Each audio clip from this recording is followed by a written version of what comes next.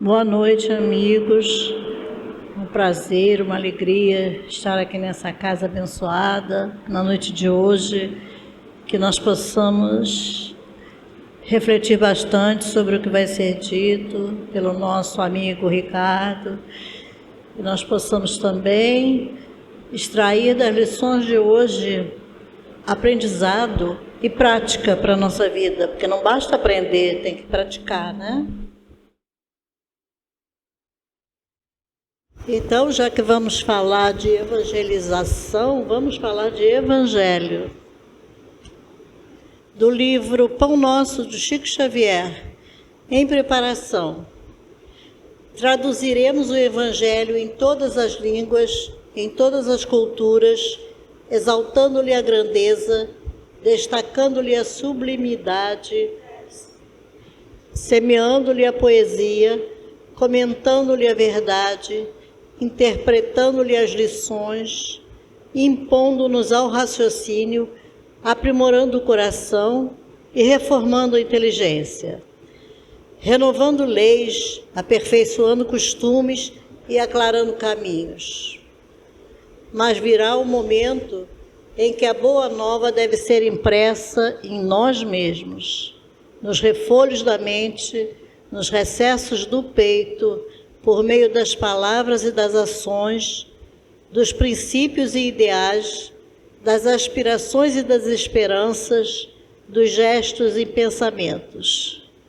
Porque, em verdade, se o céu nos permite espalhar-lhe a divina mensagem no mundo, um dia exigirá nos convertermos em traduções vivas do Evangelho na Terra. O caminho é esse, né? Aprender, conhecer e aplicar na nossa vida no dia a dia. Então, na noite de hoje, vamos pedir a Jesus que nos oriente, nos ilumine e nos conduza nesse caminho de aprimoramento e de prática do Evangelho no nosso dia a dia.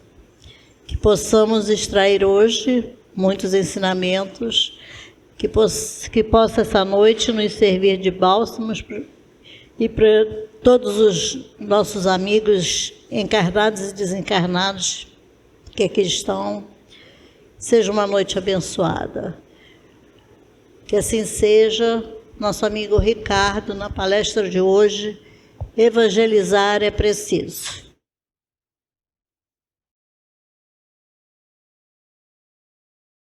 Boa noite, pessoal. O tema de hoje é sobre evangelização. Evangelizar é preciso mesmo. Mas antes a gente precisa compreender o que é evangelizar, né? O que é o evangelho? Evangelho é a boa nova. Quando Jesus veio, ele veio trazendo boas notícias, né? E o reino dos céus veio sendo anunciado. O evangelho é um grande anúncio de que a salvação está próxima, o reino dos céus está próximo. João Batista assim anunciava a vinda do Messias, ou seja, ele está aqui no meio da gente. E ele veio para quê? Para nos ensinar. Ele é o nosso mestre. Jesus é o nosso grande mestre. E a partir daí, que ele ensina, tem alguém aprendendo. Deveria ter pessoas ouvindo, compreendendo o que ele estava querendo dizer. E aqueles que compreendiam podiam fazer o quê? Levar isso adiante. Você recebe a boa nova, a boa notícia, você compreende e você é capaz de ensinar ou falar sobre ela. Aí vem a evangelização. Isso veio durante todos esses séculos. De uma forma ou de outra, a gente está aqui hoje porque fomos evangelizados. Ou aqueles que nos ensinaram assim foram, e por aí vai, até os tempos de Jesus. Os apóstolos com muita dificuldade, né? Os discípulos, depois os outros discípulos, muitas perseguições, muitas mortes, muitas dificuldades mesmo para chegar até aqui. O próprio Kardec, quando foi desenvolver a doutrina, foi muito perseguido no início, muitos livros foram queimados, mas ele entende que a mensagem ela tem que seguir. É o sangue, ele tem que correr nas veias. Se o sangue para, o que acontece? O órgão falece, aquela região apodrece. Então, o evangelho é esse sangue. Jesus até fala disso metaforicamente, né? Ele precisa correr, a mensagem ela tem que seguir adiante. E realmente seguiu por todas as regiões do mundo naquela época e até hoje. Então, eu queria começar com essa frase. Vou vir para esse lado aqui que eu acho que é... Ah, não, a câmera está ali, né? Tem que ficar aqui. Então, peraí. Pode, porventura, um cego guiar a outro cego? Não cairão ambos no barranco? O discípulo não está acima do seu mestre. Todo aquele, porém, que for bem instruído, será como o seu mestre. Está em Lucas, capítulo 6, versículos 39 e 40. Você vê, se nós não temos instrução espiritual, como que a gente vai ensinar aquilo que a gente não conhece, que a gente não sabe? Então, quem é o primeiro a ser evangelizado dentro de uma casa espírita? O evangelizador, aquele que se coloca para evangelizar, aquele que tem interesse ou boa vontade ou um esforço em querer falar alguma coisa sobre o evangelho.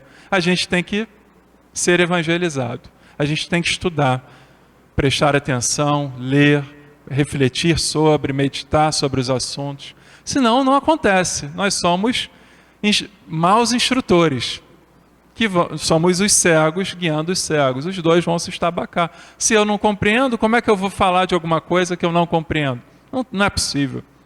Ou eu vou passar mal a informação, ou aquela pessoa vai compreender pior ainda. Então não tem o efeito.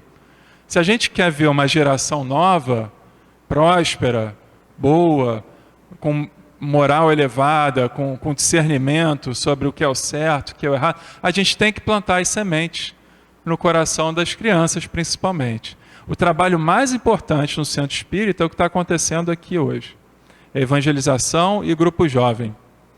A gente não consegue mudar uma sociedade, uma família, se a gente não investe nas nossas crianças. A gente não leva elas para a escola, não é uma obrigação, uma determinação. A gente precisa dar instrução para elas, por mais que elas não queiram. Aqui é a mesma coisa. É a mesma coisa. Elas podem não querer, não gostar no início, mas é necessário. Senão, é muito fácil para elas se perderem pelo caminho. Muito fácil. A porta larga, né, que é uma imagem que tem no Evangelho, passa todo mundo quer, porque é larga, você pode passar com tudo, com os seus desejos, com as suas quinquilharias, com tudo que a gente amontou, a gente passa. Tudo pode na porta larga. É a porta da perdição, né? Jesus fala, busca a porta estreita. É uma porta em que você, para passar ali, você tem que se esvaziar, você tem que se liberar de condicionamentos, de vícios, de desejos, de fantasias, para você conseguir acessar essa porta. É a porta que nos leva para o reino dos céus. Então, quem, porém, se for bem instruído, será como o seu mestre. O nosso objetivo aqui é ser como o nosso mestre Jesus, é o nosso modelo, é o nosso guia. Para a gente ser como ele, a gente tem que saber ouvi-lo bem, a gente tem que se aproximar dele, chegar perto dos seus ensinamentos. E, a partir daí, tirar dúvidas, buscar, né, discutir os temas, discutir os assuntos. É importante as reuniões públicas, assim como os estudos, em que a gente consiga trocar, levantar a mão, não estou entendendo, não, eu penso dessa forma. Isso tudo faz o quê? Com que a gente apreenda mais os ensinamentos, aquilo que o mestre ensinou, e aí sim a gente é capaz de, em algum momento, falar sobre aquilo. Senão não faz sentido, né? Vamos lá, vamos ver o que a gente trouxe aqui hoje. Eu peguei o livro Consolador, de Emmanuel, que é um livro muito didático, muito importante para a gente estudar. É um livro de perguntas e respostas, e Emmanuel destrincha em alguns capítulos esse assunto da evangelização. Olha só, existe diferença entre doutrinar e evangelizar? Às vezes a gente se confunde numa casa espírita com essas duas palavras, né? a doutrina e a evangelização. Olha a sutileza de Emmanuel para falar sobre esse assunto. Ele fala assim: há grande diversidade entre ambas as tarefas. Para doutrinar, basta o conhecimento intelectual dos postulados do Espiritismo. Porém, para evangelizar, é necessário a luz do amor no íntimo. Na primeira, bastarão a leitura e o conhecimento. E na segunda, é preciso vibrar e sentir com o Cristo. Olha que interessante, né? Tem muita gente que doutrina bem, mas não evangeliza. E tem muita gente que não consegue ser um excelente doutrinador, um exímio na doutrina, mas evangeliza bem porque toca o coração das pessoas. O nosso objetivo é tocar o coração das pessoas. A gente não precisa ser um grande erudito, uma pessoa que saiba, né, o livro dos Espíritos inteiro, de cor e salteado, decora tudo aquilo, a questão, a resposta, parará, parará, parará, cita muito bem, mas não tem calor, não tem um coração cheio de ardor que consiga convencer aquela pessoa e tirar ela da ignorância, do sofrimento, das dúvidas, das angústias, não é verdade? Então, às vezes, a gente que conhece pouco, mas a gente é quente, né? E aí a gente fala e aquilo incendeia aquele coração. Por isso que ele fala em luz do amor no íntimo. A luz do amor no íntimo. A grande morada do Evangelho é no nosso coração. A gente tem que trazer para nós, aplicar na nossa vida, e a partir daí a gente é capaz de entender o outro, de compreender o outro, e aí sim de dar uma mensagem útil para aquela pessoa. Não agradável às vezes, mas é o melhor que ela precisa naquele momento. Nem sempre a gente vai falar coisas agradáveis, né? Que todo mundo, ai, adorei. A gente às vezes precisa falar o necessário. Isso vai na família, os pais com os filhos, como numa evangelização, em que a gente precisa de fato abordar os assuntos mais críticos, entender o ser humano que está ali. Quem é que está ali? Quem é que está naquela turma? Qual o nome? Qual a idade? Quais são as questões? A gente tem que fazer uma identificação daquela pessoa, daquele sujeito que está sendo evangelizado, para a gente entrar naquela realidade. Se a gente não entra naquela realidade, são palavras, às vezes muito bonitas, muito sábias, mas não tocam, não aliviam, não tiram de dentro aquilo que aquela pessoa precisa para se libertar de uma tristeza, de uma dor, né? Então, evangelizar é uma arte, não é uma coisa fácil de se fazer. Por estes motivos, o doutrinador muitas vezes não é senão um canal dos ensinamentos, mas o sincero evangelizador será sempre o reservatório da verdade, habilitado a servir às necessidades de outrem, sem privar-se da fortuna espiritual de si mesmo. A gente precisa conhecer a doutrina espírita, conhecer bem os livros, o pensamento de Kardec, Emmanuel, né, a própria Joana de Ângeles e tantos outros autores espirituais. Precisa sim, mas se aquilo não sai da minha razão, da minha mente e desce para o meu coração, fica difícil, porque senão você fica na intelectualização da coisa, fica só no campo do pensamento e atinge pouco o sentir. Evangelizar é fazer com que o outro sinta o Cristo nele, como nós em algum momento sentimos, quando nós fomos tocados por isso. Se não fomos, a gente precisa buscar esse tipo de realização, dessas palavras nos fazerem emocionar, chorar. A gente tem que sentir um ardor no peito. A partir daí sim eu consigo dar o meu testemunho sobre o que eu senti, passar para o outro, para que ele também em algum momento sinta aquilo. E aí ele nunca mais esquece. Se ensinar para um jovem, imagina, né, 16, 17 anos, 18, tantas distrações, tantas impulsividades, tantos hormônios, tantas coisas acontecendo ao mesmo tempo, né? O corpo se modifica, os amigos, as exigências na escola ou no vestibular, muita coisa acontecendo. E se a gente não consegue entrar naquele universo, passa batido. Quando vê, está doido para acabar, para ir embora. Porque a vontade de sair dali fica gritante, né? De sair, às vezes, de um trabalho dentro de um centro espírita fica grande, porque não faz sentido para ele. Então a gente precisa apreendê-los mais. De que forma? Aí é a evangelização. A evangelização não é um falando, outro ouvindo lá. Não, tem que ter troca, energia circulando. Se conseguir fazer com que aquelas pessoas falem também, que elas participem do estudo, que haja um debate, que haja dinâmicas, que haja uma prática. Evangelizar é nesse sentido, de ter vivências. Vivências mesmo. Não é um professor falando. Isso é muito doutrina, né? Às vezes numa mesa mediúnica, você está doutrinando o espírito, né? Tem um doutrinador e tem um espírito manifestado ali, fazendo uma comunicação. E a partir daquele momento, você está transmitindo ali algo doutrinário para ele. Mas você não... É muito difícil você vai evangelizar um espírito naquela condição.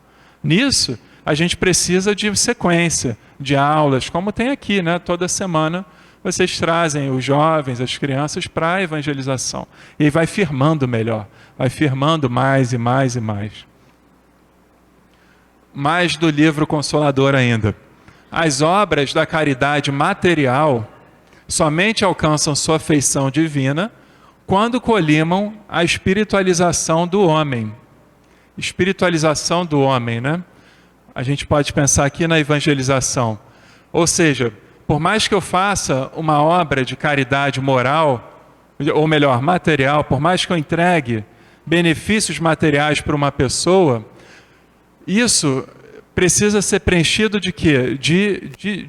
De uma feição divina. Não é só pegar uma coisa, dar ali e virar as costas e seguir adiante. Não é esse o nosso objetivo numa doutrina espírita. Né? Pelo contrário, isso aqui que a gente entrega é uma oportunidade de você estabelecer um vínculo, de você abrir um diálogo, uma comunicação com aquela pessoa em sofrimento, em necessidade, e a partir daí, você preenchido de amor, você consegue entregar alguma coisa para além da matéria. E essa alguma coisa é o que fica, verdadeiramente, é o alimento espiritual.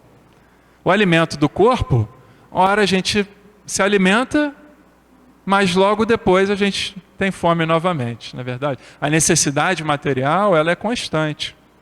Mas a espiritual, você pode dar uma saciedade eterna para aquele espírito que está ali encarnado.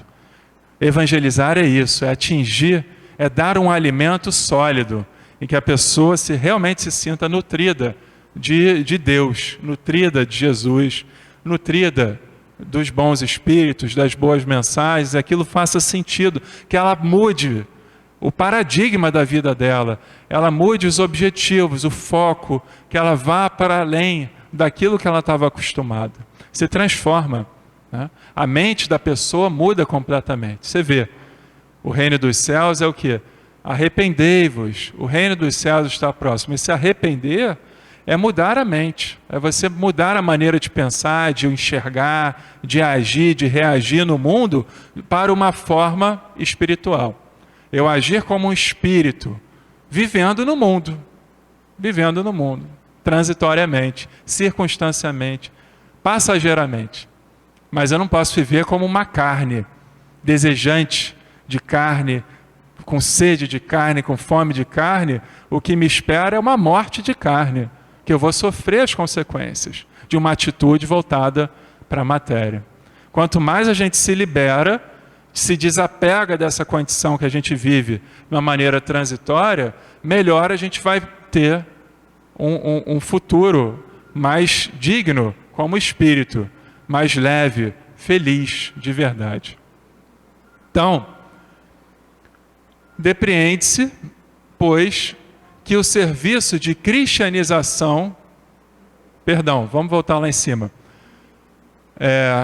renovando-lhe os valores íntimos, porque reformada criatura humana em Jesus Cristo, teremos na Terra uma sociedade transformada, onde o lar genuinamente cristão será naturalmente o asilo de todos os que sofrem. Quando a gente pensa em evangelização, a gente tem que pensar primeiro aonde?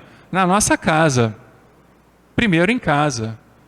Primeiro em nós mesmos. Será que eu sou um sujeito evangelizável? Será que eu consigo buscar uma mudança em mim? Partindo da premissa que sim, que nós somos capazes. Então eu sou capaz de ensinar os meus filhos, os meus netos, os meus sobrinhos, aqueles que moram na minha casa, e transformar da minha casa um grande lugar, um grande templo, um grande centro espírita, um grande educandário para evangelizar aqueles que ali estão. Ah, mas o meu marido não concorda com nada disso. Ele não quer saber de nada, sou só eu que tenho que fazer esse trabalho, né? Tem gente aqui que já se identificou, não é verdade?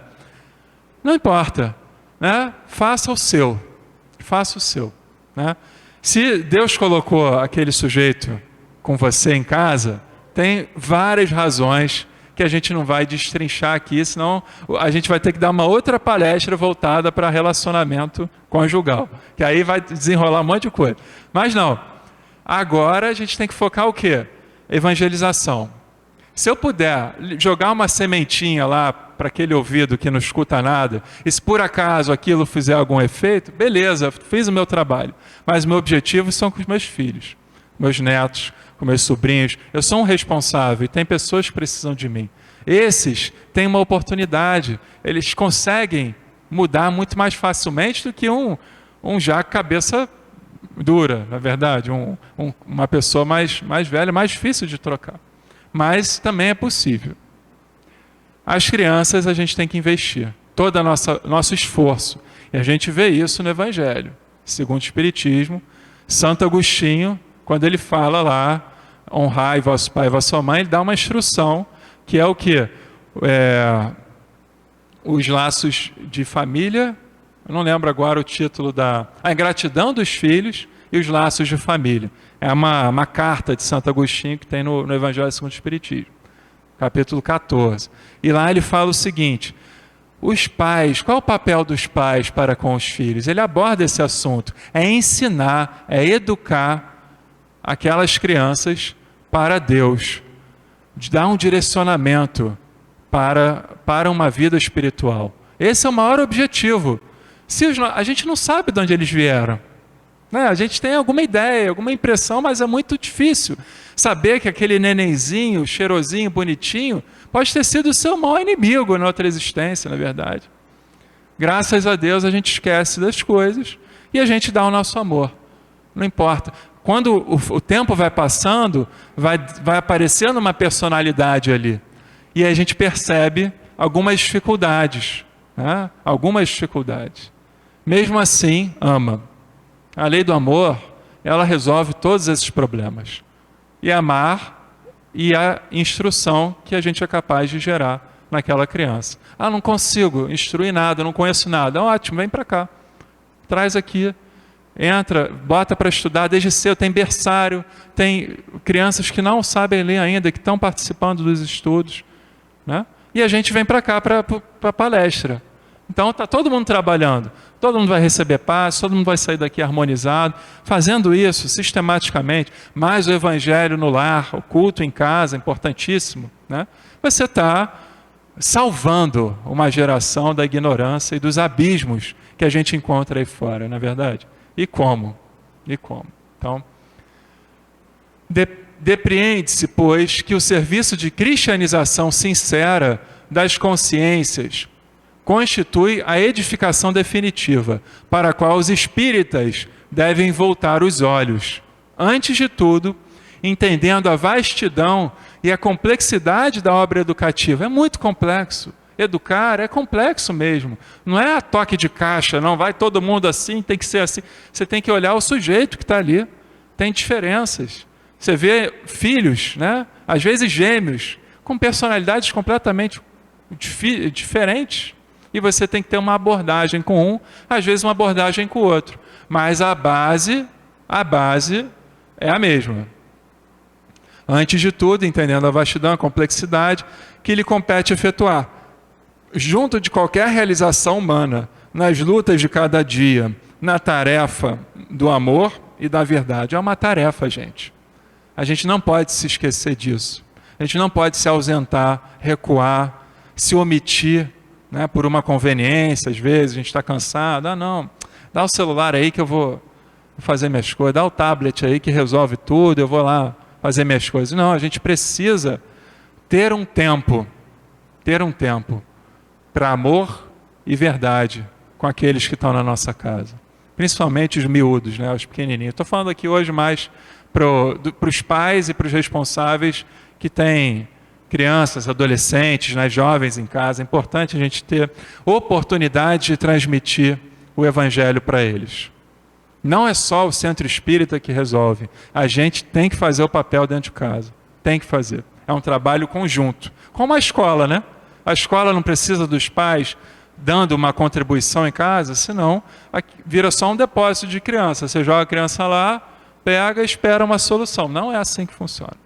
Os pais são atuantes, são co-educadores, são co-professores, junto com os mestres, juntos com os professores. E co-evangelizadores também.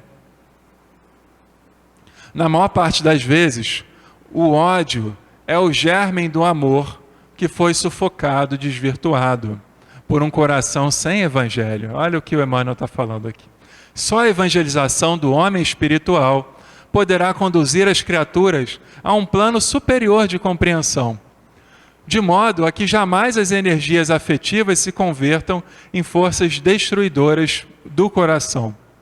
Para a convenção do mundo, o perdão significa renunciar à vingança, né? O mundo olha dessa forma. Se você renunciou à vingança, está tudo certo. Mas nós, né? Ou seja, sem que o ofendido precise olvidar plenamente a falta do seu irmão. Entretanto, para o espírito evangelizado, perdão e esquecimento devem caminhar juntos, embora prevaleça para todos os instantes da existência a necessidade da oração e vigilância. Como é que uma pessoa que não tem instrução espiritual, ela vai realmente perdoar o outro? Como? Me dá exemplo. Não consegue. O perdão é uma dádiva divina que acontece através de nós. Não é uma virtude da carne, é uma virtude do Espírito. E Deus dá isso para a gente. Se a gente perdoa alguém verdadeiramente, isso veio de Deus. E como que veio de Deus? Porque tem abertura para isso. Se eu não tenho abertura para isso, eu sou incapaz de perdoar. Eu posso fazer um perdão provisório. Eu perdoo, mas não passa na minha frente. Passou na minha frente, eu vou voar no pescoço daquela pessoa. Perdoo, mas ele lá, eu aqui, né? Isso a gente vê demais. Ou então tá, eu até aceito chegar perto daquela pessoa, mas ela não pode abrir a boca. Se ela falar, ou se ela lembrar daquele assunto, eu vou perder a razão de novo, né? Não é esse o perdão que Jesus nos ensina. Ele nos ensina um perdão que a gente abre mão de tudo, é absoluto. Ele realmente... Pode acontecer novamente os mesmos erros? Pode. A gente é capaz de perdoar? É. Pedro fez essa pergunta para Jesus: quantas vezes eu posso perdoar meu irmão? 7. Aí Jesus olhou assim: Pedro, eu entendi a sua pergunta, você está com problemas aí, mas é 70 vezes 7. Perdoa sempre. Sempre. Sempre que você puder. Mas como que Pedro iria fazer isso? Ele tinha que mergulhar fundo no que Jesus estava falando, senão não é difícil. Nós somos Pedro nessa perspectiva, né? Se a gente não compreende o Evangelho, a gente não consegue fazer grandes movimentações na nossa vida. A gente só consegue mesmo quando a gente está alinhado com aquele cara ali. Senão fica difícil, fica muito difícil. Agora o livro Constelação Familiar, da Joana de Ângeles, é um ótimo livro para evangelização. Fala muito da família, muito das dificuldades que existem dentro de casa. E num desses capítulos ela trata de orientação religiosa na família, a importância disso, tá? Como elemento fundamental na educação, a orientação religiosa à família torna-se inadiável. É inadiável. O indivíduo que tem formação religiosa possui muito mais resistência em relação aos enfrentamentos morais, orgânicos, emocionais, do que aquele que não a tem. Olha só, muito mais resistência. Está dizendo aqui que ele vai estar eximido de enfrentar problemas na vida? Não. Mas você vai estar mais resistente. Você vai ter casca grossa para aguentar o rojão. O rojão vai acontecer? Vai. Mas você vai ter mais força, muito mais força. Porque você tem base religiosa.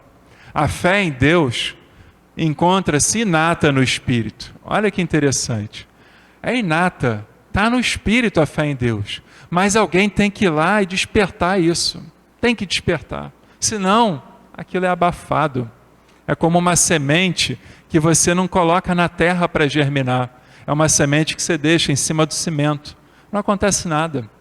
Todo mundo tem a semente, que é essa fé em Deus. Todo mundo tem. A pessoa pode dizer ser o mais ateu, materialista, desinteressado. Lá dentro tem uma semente de fé em Deus, em estado latente. Mas tem. É claro, ele não está passando na terra pela primeira vez. Ele sabe, ele tem lá no fundo uma reminiscência que ele é um ser espiritual. Ele tem, sabe por quê? Olha como é que a gente percebe. Por que ele se preserva tanto? Por que ele quer progredir na vida? Por que ele quer multiplicar? Por que ele tem medo, né, de ter uma vida qualquer? Porque ele sabe que existe um progresso. Senão você não ia trabalhar, você não ia querer nada com nada. Se tudo acaba no túmulo, para que eu vou me esforçar? Para que eu vou cuidar da minha família? Para que eu vou querer ter filho? Vai todo mundo acabar no túmulo. Então o materialista, por mais que ele fale sobre isso, no fundo ele busca uma vida espiritual, porque ele quer ganhar dinheiro, ele quer progredir, mas ele não sabe nem por quê, mas ele quer deixar as pessoas bem. Estou dizendo pessoas éticas, tá, gente? Pessoas que têm entendimento, né, que têm moral, que têm alguma base, né? Elas querem, mesmo negando Deus. Ou seja, a fé em Deus, ela é inata, está no Espírito, que dele procede, sendo a sua religião o resultado de fatores educativos no lar, psicossociais, defluentes das relações de interesses de vária ordem, mas é sempre necessária em face das alternâncias de humor e de saúde durante a jornada carnal, que é sempre instável. A gente sempre vai passar, gente, por alternâncias de humor, alternâncias de saúde. Quem nunca, né?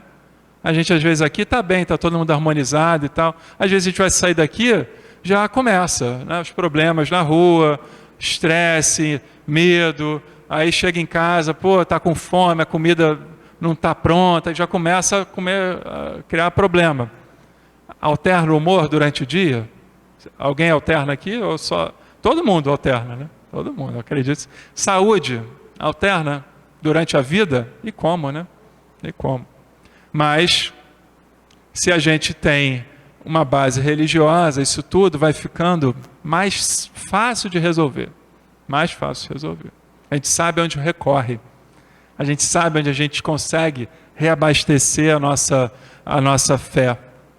É aqui no centro, é às vezes numa igreja, num outro lugar. A gente precisa valorizar as religiões. Ela está falando de religiões sérias, né? Religiões que conduzam o ser para a salvação, para a liberação do sofrimento.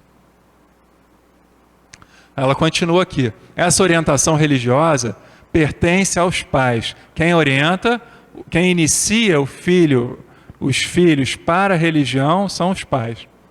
Deveria ser. Que desde cedo deverão falar aos seus rebentos sobre a paternidade divina, a sua misericórdia e amor, como fonte geradora de tudo quanto existe.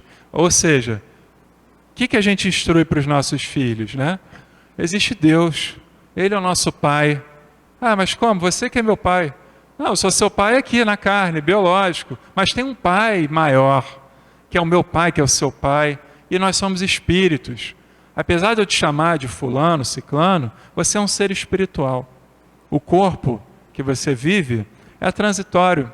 Vai acabar um dia. Mas você precisa desenvolver qualidades na terra. Você precisa se aprimorar, amadurecer. eu vou te ajudar nisso, eu estou junto com você para tirar suas dúvidas, para levar a palavra de Deus para os seus ouvidos e depois para a sua boca, para você poder falar sobre isso. Os pais recebem os filhos de Deus, preparam e devolvem os filhos para Deus. Esse é o nosso trabalho de pai. O resto é acréscimo. O nosso maior objetivo, recebe um espírito. De onde ele vem? De Deus. O que eu faço com ele? Preparo e devolvo para Deus. Se eu estou devolvendo ele para o mundo, devolvendo ele para a carne, para os objetivos aqui, transitórios, e dando isso como maior valor para eles, eu estou errado. Eu tenho que refazer todo o meu trabalho de pai. Eu tenho que mostrar que o número 1, a busca maior deles é a espiritual. Não quer dizer que ele não tem que estudar, não quer dizer que ele não tem que ter uma profissão, que ele pode fazer uma família, não quer dizer nada disso. Mas o que move ele é a vida espiritual. Esse é o nosso trabalho, é difícil, porque parece que a gente está remando contra a maré. Está todo mundo falando o contrário, a gente quer fazer isso aqui. A gente tem que ter fé, acreditar que os espíritos estão nos ajudando. E estão mesmo, a todos os instantes. Quando você está lá sozinho com seu filho, fazendo uma oração, ensinando ele a rezar num quarto, no silêncio ali da noite ou do dia, Deus está com você. Os espíritos estão ali soprando, te inspirando. Quem já teve essa sensação? Parece que ali você está sendo inspirado para falar o que tem que ser falado, do jeito certo, do jeito que aquela criança vai entender. É incrível, porque reencarnar é uma tarefa complicada. É muito complicada, perigosa até. Porque às vezes a gente vem com informações espirituais, a gente até veio de vidas religiosas, vidas espirituais, mas se a gente não recebe essa orientação desde cedo, desde pequenininho, a gente se perde. E às vezes demora anos para voltar. Às vezes o sofrimento vai nos conduzindo pelo mesmo lugar que os pais poderiam fazer com amor. Às vezes a gente chega tarde, mas nunca é tarde o suficiente para a gente refazer a nossa vida. Nunca é tarde. O interessante é que se a gente já escuta e sabe disso, que a gente abre o caminho para aqueles que estão chegando, para os mais novinhos, não é verdade? Eles merecem, eles precisam. Imagina eles chegarem lá na frente e falar, caramba, poxa, se meus pais tivessem me falado isso há 20 anos atrás, há 10 anos atrás, eu poderia ter evitado um monte de problema, um monte de situações que eu me envolvi por falta de instrução, por falta de conhecimento espiritual, porque não tinha ninguém para me orientar. Então, gente, não vamos ser essa pessoa, que a gente faça diferente na vida de um só. Se a gente conseguir salvar uma pessoa, já valeu a nossa encarnação. Se a gente conseguir tirar uma pessoa da escuridão, da ignorância, das trevas, e apresentar a luz, e ela seguir, já valeu uma encarnação inteira, pode ter certeza disso. Então, foi tudo aqui, gente? Não, né? Vamos aqui, a conversação natural, edificante, explicando o significado da existência humana e os objetivos pelos quais todos se encontram na Terra, na condição de mãe generosa, que é a Terra, é a mãe generosa, olha que interessante. Irá auxiliar o desenvolvimento intelectual do educando, proporcionar-lhe segurança emocional, confiança em si mesmo e a certeza de que estará sempre sob a proteção de Deus. Tá? Então, olha só, confiança em si mesmo. Quantas pessoas, tirando a gente aqui, lá fora, não vou falar da gente aqui, que tem uma autoestima baixa, ou uma confiança pequena em si mesmo, uma insegurança, medo, dificuldades. Verdade, acontece. É difícil preparar o dia do amanhã sabendo, hoje é dia 6, ontem, dia de vencer um monte de conta, tem gente que tem que pagar um monte de coisa, já começa o mês às vezes, dura uma semana o mês, aí depois o resto você vai na fé, que a gente vai se virar com o resto. Mas é uma aflição enorme isso, porque o mundo material ele nos exige uma série de compromissos que a gente tem que dar conta, não é verdade? Burocráticos, financeiros. Se a gente não consegue separar um momento do nosso dia para isso aqui, a gente está lascado, cara. A gente não dá conta. É desesperadora a pressão. Muita gente sucumbe. O Brasil é o número 1 em ansiedade no mundo. Nós estamos no topo da lista de transtorno de ansiedade. Em transtorno de depressão, a gente está ali entre os 5, tranquilamente. Por que isso, gente? E olha que o Brasil é um país espiritualista. Tem muitas oportunidades, né? Mas a gente precisa buscar. Quantos que passam aqui na porta do centro, dias e dias, e às vezes moram aqui do lado, aqui perto e tal, e não se sensibilizam, não tocam o coração, não entram, não querem entrar, não querem. Vão entrar no bar, vão entrar na esquina ali, mas não entra aqui. Parece que tem um imã, né, que repele, alguma coisa repelindo que não consegue entrar. E atrai para outra coisa, na verdade.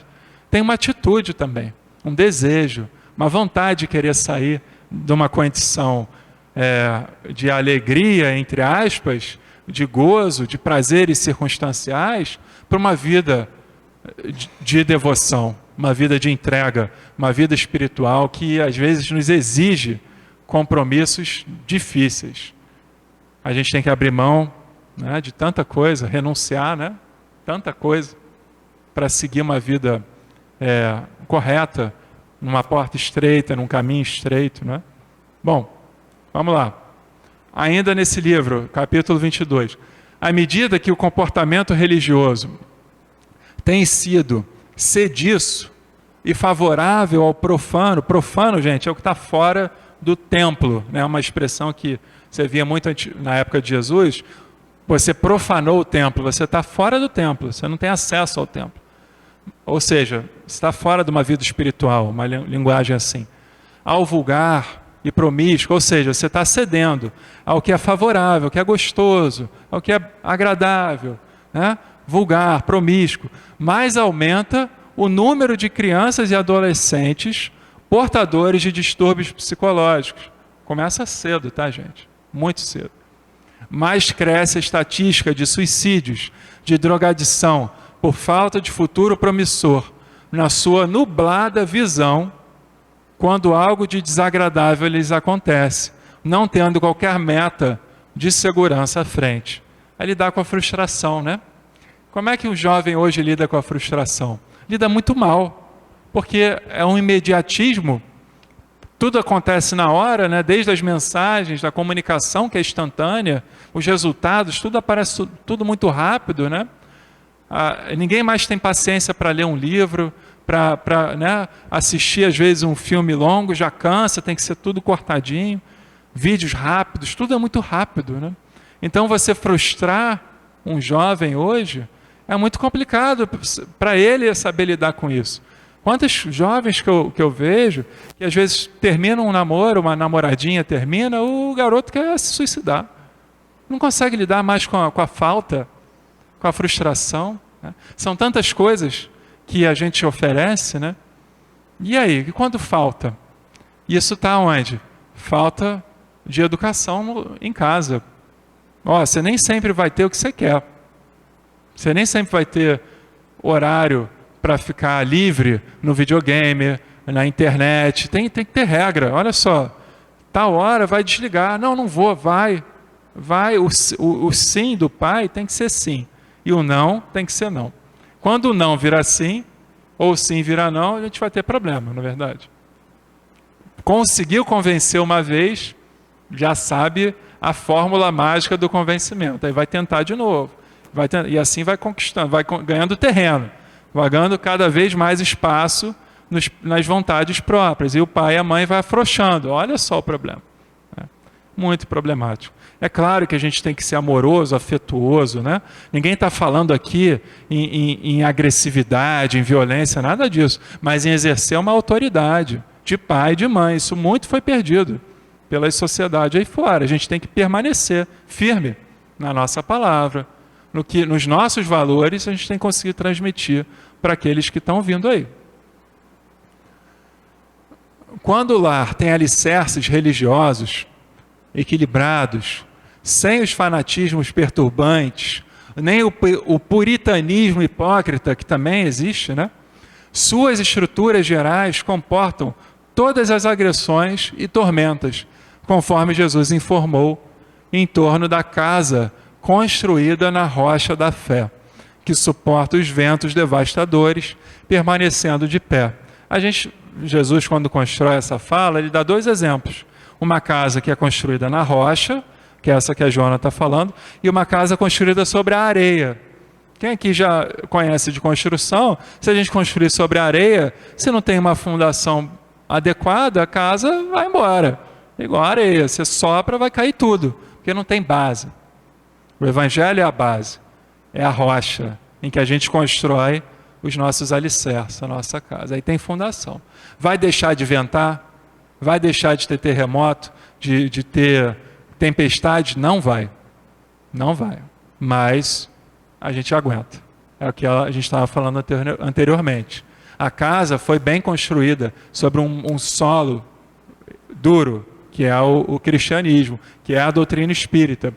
A presença de Deus na mente e no coração infantil, juvenil e adulto, e no último estágio do corpo físico, ou seja, já nos finalmente da vida do corpo físico, é sempre uma bússola apontando o porto de segurança e de paz que será alcançado oportunamente. Às vezes tem uma pessoa na beira da morte do corpo físico, da desencarnação, né? Ela está ali. Ela nunca teve acesso a nada disso aqui. Nunca ouviu nada, né? Aí vai lá um netinho e fala: vovô, posso ler para você aqui o que eu aprendi lá na evangelização, no meu centro espírita? Posso ler algumas palavras que foram importantes para mim, para ver se faz sentido para você? Olha só. E a partir daquele momento, a desencarnação daquele espírito vai ser outra, completamente diferente. Se ele tiver condições de aprender o que aquele netinho está falando naquele momento. É importante evangelizar as crianças. Quantas crianças, adolescentes, que invertem e ensinam para a família, desde cedo, em tenra idade, porque são espíritos muito poderosos que foram despertados cedo, acordaram cedo. Eles são capazes de falar com os pais, com os tios, com os avós e trazê-los aqui também. Olha que interessante, né? Então é importantíssimo, a gente não pode deixar essas vendas nos olhos dos mais novos, né? Presença de Deus na mente e no coração. Só na mente resolve? Não. No coração é importantíssimo, porque a partir daí você está totalmente preenchido de Deus. Agora, olha que interessante, gente. No livro Paulo e Estevão, quem já teve a oportunidade de ler essa obra, Paulo e Estevão, para mim, é um dos livros mais bonitos psicografados pelo Chico Xavier, né? Do Espírito Emmanuel. O Chico falou que é o livro que ele mais gosta. É esse aqui. Tem uma cena interessante, né? São personagens que estão aqui, tá, gente? A história de Paulo, apóstolo, que aparece antes como Saulo de Tarso, quem não conhece o livro. Saulo era um fariseu daqueles casca grossa, sabia tudo das leis farisaicas, tinha uma ascensão programada, uma carreira dentro do sinédrio, né, da época, muito de destaque, de muito potencial para ele crescer e ser um sumo sacerdote. Era o objetivo de Saulo. Era um homem rígido, de boa formação, de Tarso e tal, sabia grego, sabia o latim, sabia o hebraico, conhecia as línguas, um homem erudito, muito poderoso, né? Que ficou sabendo lá que tinha um movimento no caminho, né, na estrada que ligava, né? Não lembro agora o nome da estrada. É a estrada de... Onde ficava a Casa do Caminho, gente? Esqueci o nome. Era uma estrada lá. Tinha uma casinha, um casebre, que tinha um pessoal lá falando de Jesus. Um tal de um carpinteiro que eles tinham crucificado anos atrás, né? E aí aquilo deixou Saulo curioso. Como assim? Falando? O que eles estão falando? Ah, estão falando de Moisés, mas estão falando de Jesus, que é um tal de Messias, e estão curando gente lá, e está indo um monte de gente para lá, inclusive amigos nossos estão indo para lá. Ele foi lá dar uma uma carteirada, né? Ele entrou lá para ver quem é que estava falando e tal, e lá tinha uma pessoa chamada Estevão. Estevão foi o primeiro mártir do cristianismo, o primeiro a morrer como um mártir, né? E Estevão tinha uma irmã chamada Abigail, que, por um infortúnio da história, era a noiva de Saulo, antes dele conhecer o irmão. A família de Estevão, ela foi dissipada por uma perseguição, o pai foi morto, Estevão foi escravizado, ele se chamava Gesiel ainda, e Abigail também foi, por sorte, não foi pega para prostituição, nada disso e tal, ela foi acolhida por uma casa, e lá ela ficou, ela sobreviveu, né? 2 irmãos, Abigail e Gesiel. Vamos se fixar nisso agora, tá? Agora tem um diálogo de Saulo com Abigail. Eles estão preparando um casamento. O irmão Estevão, né, o Gesiel no caso, estava desaparecido há vários anos. Abigail, Saulo falando: amarias a teu irmão mais do que a mim? Olha a pergunta dele, né, bem ciumentinho. Por quê? A irmã queria muito que o Gesiel aparecesse novamente. E Saulo tinha recursos para isso. Ele poderia movimentar, né, tropas, pessoas, para achar o irmão que estava perdido. E ela sempre fazia esse pedido para ele: pô, traz meu irmão de volta e tal. Aí, de tanto falar no irmão, ele perguntou: você ama mais o seu irmão do que a mim? Aí olha a resposta dela, que aí vai bater em cheio com o que a gente está falando aqui. Que dizes? Exclamou, compreendendo a delicadeza da pergunta. Entendes o meu coração fraterno, e isso me exime de mais amplas explicações. Como sabes, o querido Gesiel foi meu amparo nos dias da orfandade materna. A mãe deles morreu muito cedo, né? E o Gesiel, o irmão mais velho, cuidou, né, dela. Companheiro de infância e amigo da juventude sem sonhos, foi sempre o irmão carinhoso que me ensinou a soletrar os mandamentos, a cantar os salmos de mãos postas. Olha só que interessante esse destaque aqui, né? Ela estava aprendendo, ela era uma criança. Ele ensinou o que é a soletrar. Ele estava evangelizando a Abigail. A Abigail poderia ir para vários caminhos, gente. Naquela época, sem mãe, sem pai, uma menina solteira, imagina, 14, 15, 16, olha o que poderia acontecer, né? Mas ele, desde cedo, ele não conhecia Jesus aqui, mas ele sabia muito das leis de Moisés e dos profetas. Era um homem iluminado, o Gesiel, né? E ele ensinou a irmã desde cedo. Olha a importância disso, porque olha só, livrando-me das veredas do mal e inclinando-me ao bem e à virtude. Tudo o que encontrastes em mim constitui dádiva da sua generosa assistência de irmão desvelado. O Gesiel, quando foi para a casa do caminho e foi convertido para o cristianismo, aí ele recebe o nome de Pedro, né? Pedro dá o nome, chama ele de Estevão. Pedro inicia ele no cristianismo como Estevão, que quer dizer o coroado, né? A coroa. Imagina a coroa de luz que devia ter na cabeça de Estevão. O Estevão, ele estava na casa do caminho evangelizando todo mundo que estava lá e curando todo mundo. Ele tinha uma oratória maior do que os próprios apóstolos. Quem é que estava lá? Pedro, Tiago e João. 3 apóstolos de Jesus, testemunhas oculares da vida toda de Jesus. Estevão, que não conheceu Jesus pessoalmente, mas era um menino muito prodígio. Então as pessoas iam para a casa do caminho para ouvir Estevão. E num desses dias, Saulo foi lá e viu Estevão falando. Ele não sabia que era o irmão da Abigail, não sabia. Promoveu um encontro em Jerusalém, no templo, um debate aberto, e ele foi acusado de blasfêmia e foi morto ali mesmo, dias depois.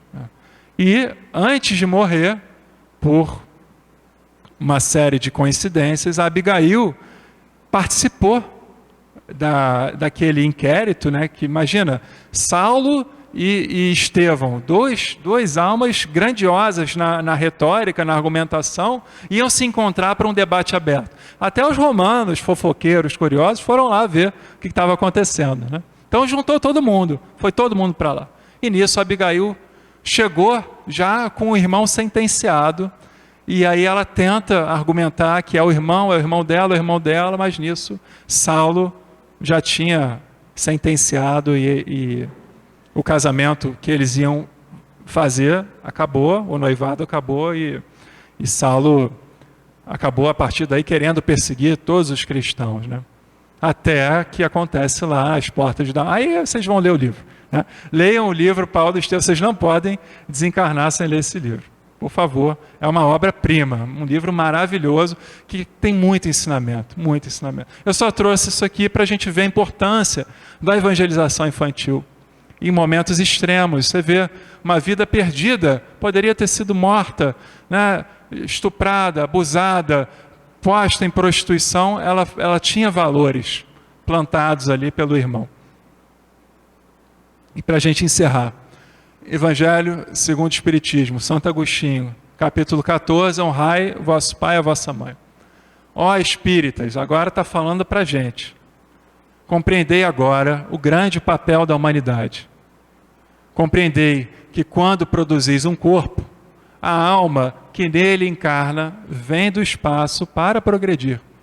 Inteirai-vos dos vossos deveres e ponde todo o vosso amor em aproximar de Deus essa alma. Tal a missão que vos está confiada e cuja recompensa receberei, se fielmente a cumpridos. Essa missão está determinada para todo mundo que é pai e que é mãe. Ah, mas foi sem querer que meu filho... Não tem isso. Nasceu, está ali, está diante de você, você tem recursos para isso. É responsabilidade. É responsabilidade. Os vossos cuidados e a educação que lhe dareis auxiliarão o seu aperfeiçoamento e o seu bem-estar futuro. Lembrai-vos de que a cada pai e a cada mãe perguntará a Deus: que fizeste do filho confiado à vossa guarda? O que a gente fez com o filho confiado à nossa guarda? Essa pergunta vai ressoar na nossa consciência. Poxa, fiquei cheio de culpa agora, estou me sentindo péssimo. Fiz nada, larguei meus filhos, vivi uma vida mundana, uma vida longe da minha família. Que desgraça que eu fui. Gente, o que a gente vivenciou no passado, Deus perdoa, porque agora a gente está com uma outra maneira de entender as coisas. A gente está abrindo a nossa mente e o nosso coração para uma realidade espiritual. Então, a partir daí, a gente faz uma nova história, um novo fim. Vem trabalhar na evangelização, adota uma criança, patrocina, se você tem condições, o estudo de um jovem, faça alguma coisa por aqueles que tanto precisam, que estão à nossa volta. Né? Ajuda, entra numa causa, doa para um orfanato, faça algo para, né, se redimir de algum passado sombrio que a gente possa ter vivido por falta de conhecimento. Deus é misericordioso, é abrangente, é abundante. Ele compreende tudo que a gente fez. E o que Ele quer é nos ver felizes. Independente dos nossos atos, das nossas escolhas do passado, a gente pode construir agora um novo fim. E a gente fica com essa imagem de uma mãe, Maria e seu filho Jesus. Uma mãe que viu tudo acontecendo. Aquela criança prodigiosa, fantástica, maravilhosa, sendo difamada, né, destruída por autoridades injustas, voltadas por interesses políticos e dominadores. Uma mãe resignada que deu a sua vida inteira por ele e para ele. Bom, gente, uma boa noite para todos, que a gente saia daqui com reflexões profundas acerca da evangelização. É muito importante, é necessário, realmente é preciso.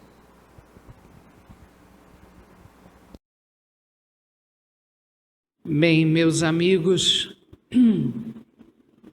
o caminho da evolução é bem complexo, né? Nós sentimos isso na pele. E quanto mais nós estudamos a doutrina espírita, o Evangelho de Jesus, mais vamos amaciando, né, a nossa alma, o nosso coração, e com isso ajudando nós vermos o mundo, as pessoas, o momento em que vivemos de uma forma mais serena. É importante esse esforço que cada um de nós aqui fazemos, que é buscar, né, esse encontro com o nosso Pai Celestial. É o que fazemos aqui nessa noite, nessa casa. A evangelização é para todos nós que estamos aqui no plano físico, os irmãos que estão aqui no plano espiritual, as nossas companhias espirituais, as crianças que estão lá em cima, graças a Deus, elas estão tendo essa oportunidade de ouvir falar de Deus, de Jesus, ajudando ela a entender esse processo, esse caminho de evolução já desde pequeno. Então, tudo isso é uma grande bênção e nós temos aquela gratidão pelo nosso Pai. Não chegamos aqui hoje sem esforço, não. Tudo é um trabalho que começou há várias encarnações atrás, quando fomos despertando para esse caminho do amor. E graças a Deus estamos aqui, onde tantas pessoas estão tão distantes de Deus, nós estamos no esforço, na busca do equilíbrio, na busca da luz. Então, o nosso agradecimento aos amigos espirituais que nos abraçam sempre, que nos estimulam nesse caminho do amor. E nós podemos, nessa casa, além de estudar, além de ser harmonizado com essas vibrações carinhosas que vêm do astral superior, nós podemos orar, coisa linda. Nós podemos pedir pelos nossos entes queridos e tenham certeza, não fica uma oração, uma vibração sem resposta, é automático. Estamos mergulhados no fluido cósmico universal, um fluido emanado de Deus, onde tudo foi criado. Então, nesse momento, vamos buscar fazer as nossas orações, sentir esse amor dentro do peito, para pedir pelos nossos entes queridos que hoje se encontram no plano espiritual, aquela mãe, aquele pai, que fizeram o que foi possível naquele momento e nos ajudaram a estar aqui, né? Há tantos parentes, há tantos familiares que estão no plano espiritual, que recebam o nosso carinho. Há tantos irmãos que nós não conhecemos e que precisam também dessa humilde energia que parte dessa casa, as nossas companhias espirituais. Todos nós sejamos envolvidos nesse amor divino, nessa misericórdia do Pai. Pedimos por todos os nomes que nós colocamos na caixinha de prece. Quero pedir pelo amigo da nossa irmã Sheila Paulo, que faz um mês que desencarnou hoje. Ela pediu para que eu lembrasse dele. Então, que o Paulo seja envolvido em muita luz. Enfim, todos esses irmãos. Pai nosso, que estais no céu, santificado seja o vosso nome. Venha a nós o vosso reino. Seja feita a vossa vontade, assim na terra como no céu. O pão nosso de cada dia nos dai hoje. Perdoai as nossas ofensas, assim como nós perdoamos os nossos ofensores. Mas não deixeis cair em tentação. Livrai-nos de todo o mal, que assim seja. Ó Pai, de infinita bondade, de infinito amor, leve o nosso amor, o nosso abraço a cada um desses irmãos, com muita saudade, mas com a certeza que eles estão vivos em algum lugar, em alguma dimensão, e recebendo com alegria a nossa lembrança. Graças a Deus. E essa energia linda que todos nós aqui presentes ajudamos a construir. Às vezes a gente está sentadinho ali achando que não está fazendo nada, não. Estamos vibrando, estamos criando um campo magnético positivo que pode irradiar daqui e atingir a nossa comunidade, atingir os nossos lares, aonde for possível essa energia chegar, criada por nós, pela nossa boa vontade, pela nossa capacidade de amar. Então vamos irradiar. Nós temos uma caixinha lá fora chamada irradiação. Quer dizer, nós colocamos o nome do nosso ambiente de trabalho, o endereço, né? O endereço da nossa casa, e nós temos uma equipe aqui responsável por distribuir essa energia bonita, enriquecida pela energia do Pai, para todos esses lugares, né? Que coisa linda! Como isso é possível, né? Essa bondade, esse grande sol que é o nosso Mestre amado Jesus, irradiando esse amor para os nossos lares. Vamos pensar na nossa casa e vamos imaginar Jesus entrando pela porta da frente. Quando Jesus vai entrando, a luz vai se espalhando e qualquer problema vai saindo, porque o Mestre lá entrou. Nós chamamos a presença de Jesus em nossa casa. Então, que essa irradiação atinja todos aqueles endereços que nós colocamos na caixinha de radiação, aos nossos lares, os lares dos nossos amigos, inimigos, se houver, a nossa comunidade, o Rio de Janeiro, o nosso Brasil, que essa energia vai se espalhando. Nós na Terra estamos aqui somando energias boas para o planeta. Graças a Deus, né? E também gostamos de pedir saúde. Tudo isso que o nosso irmão Ricardo falou é saúde. Saúde mental, é o bom senso, é o equilíbrio, que nem sempre conseguimos manter o tempo todo, mas o importante é o nosso esforço, a nossa busca, porque isso já faz toda a diferença, né? Então isso tudo é saúde mental, é bom senso. Trazer Jesus para o nosso coração, para a nossa mente, é trazer saúde, é trazer equilíbrio, é trazer força espiritual para a nossa caminhada na Terra. A espiritualidade sabe aquilo que nós precisamos, o pessoal sempre fala nisso, mas eles querem ver a nossa disposição, a nossa ação, o nosso movimento para essa conquista. Por isso vamos todos aqui nesse momento fazer esse movimento, essa ação de buscar a Deus, de pedir ao nosso Pai que abençoe a nossa mente, esse corpo físico que Deus deu de presente para cada um de nós. Que possamos abençoar as nossas células físicas e espirituais, a nossa mente, o nosso coração, os nossos centros de força, para estarmos em equilíbrio e sairmos daqui hoje bem melhor do que entramos, né? Então isso é maravilhoso. E aquela música que nós gostamos de cantar, contam que Jesus certo dia andava junto ao lago azul de Genezaré,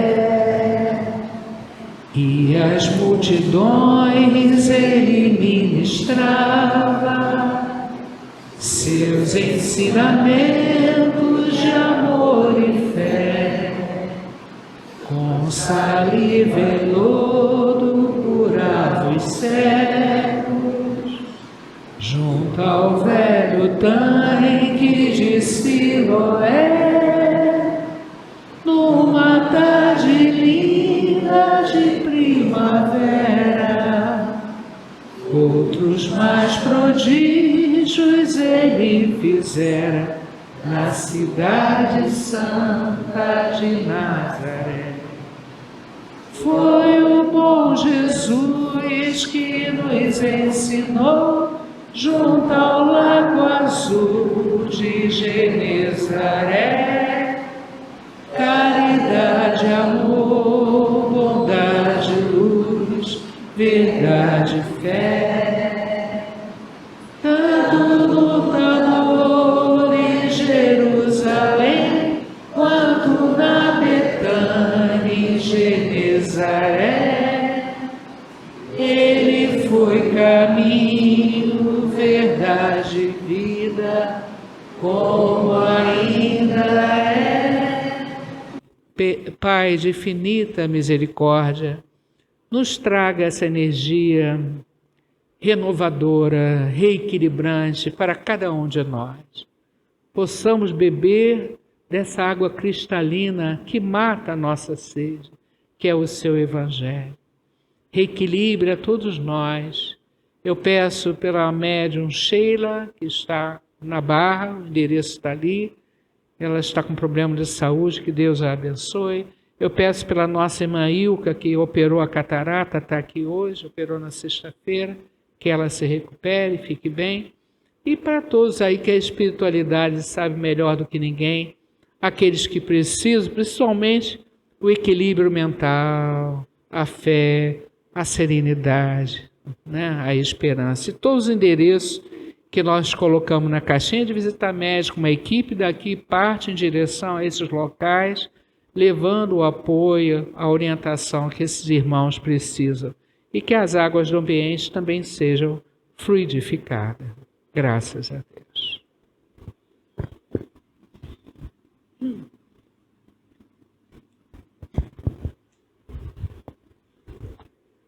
Vamos agora ao passe?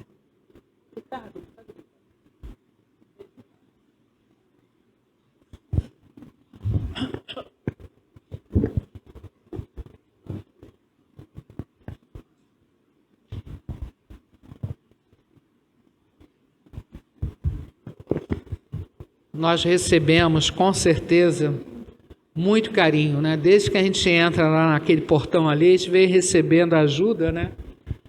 Várias pessoas que já estiveram na casa, que têm uma grande capacidade, né, de vidência, viam, né? Aqui nesse corredor, vários irmãos já tratando cada pessoa que entra aqui. Uma fila de espíritos amigos, né, protetores. Então é muito carinho, muita energia boa, né? E vamos receber nesse momento o passe, que ainda por enquanto está sendo coletivo, né? É uma forma de fazer mais rápido, mas tem a mesma eficiência, né? Então vamos nesse momento, elevando o nosso pensamento a esse Deus de infinita misericórdia e receber dele mais um apoio para o nosso corpo físico, espiritual e a nossa mente, né? Vamos, Jesus, passear na minha vida. Quero voltar aos lugares em que eu estive só.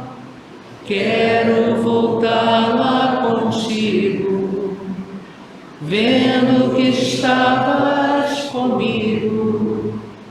Quero sentir teu amor a me embalar. Cura, Senhor, onde dói. Cura, Senhor, vem aqui. Cura, Senhor, onde eu não posso ir. Cura, Senhor, onde dói. Cura, Senhor, vem aqui. Cura, Senhor, onde eu não posso ir. Essa chuva de bênção possa ter penetrado profundamente na nossa alma, no nosso corpo, né? E que nós possamos hoje sair daqui no pique, com a alegria de viver, com muita esperança, superando as batalhas da vida, né? E consolados, né? Abraçados por essa espiritualidade tão carinhosa. Obrigado, meus irmãos. Eu gostaria de 1 minuto de atenção de vocês. Acende a luz aí, por favor. Você botou aqui para mim? Tá. Vocês conhecem a União Espírita Suburbana, é isso? União Espírita Suburbana, ali no Meia? Atrás tem o Odegar Sapucaia. E atrás, do lado do antigo ADN ainda existe? Eles têm um asilo, né, de senhoras lá. E eles estão passando um momento muito difícil. Estão a ponto de fechar o asilo, sabe? Então a gente precisa dar um apoio, né? Qualquer contribuição. Aí a Beth fez até aqui eles mandaram para a gente. A nossa própria Casa Espírita fez uma pequena doação, né? Então, quem quiser, depois nós vamos botar o cartaz ali. Mas eu só estou adiantando, né? Quem puder ajudar, porque uma casa que fecha, que cuida de idosos, né? Que estão em situação muito delicada, sem família, sem renda, é muito triste. Então, não vamos deixar essa instituição fechar, não. Eles têm um centro espírita na frente e atrás é um asilo, né? Então, toda contribuição é bem-vinda, né? Onde pinga nunca seca, né? Já diz. Pingando ali já ajuda. Tem o Pix solidário, né? Tem os contatos pelo telefone. Quem quiser ir lá visitar pessoalmente, é fácil. Ali, bem no centro do Meia, Aldegar Sapucaia, está querendo lembrar o nome da rua, do lado do ADN, né? E ajudar lá as nossas velhinhas, né? As nossas irmãs aí que... Durante a pandemia, aconteceu em várias casas espíritas, né? A contribuição caiu muito dos participantes da casa.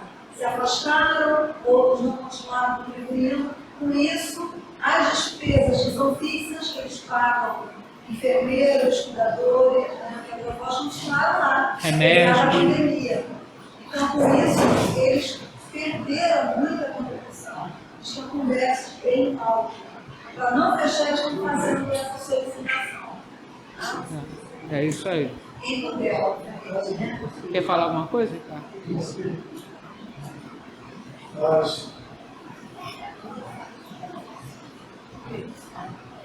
Eu ainda vou ver com eles que outras formas. Ainda vou ver com eles que outras formas de contribuição a gente pode dar além do dinheiro. Porque eu sei que eles também já pediram fralda geriátrica, luvas e vários outros materiais que são usados lá com as vovós. E depois a gente vai começar campanhas aqui na casa para arrecadar e entregar para eles, tá?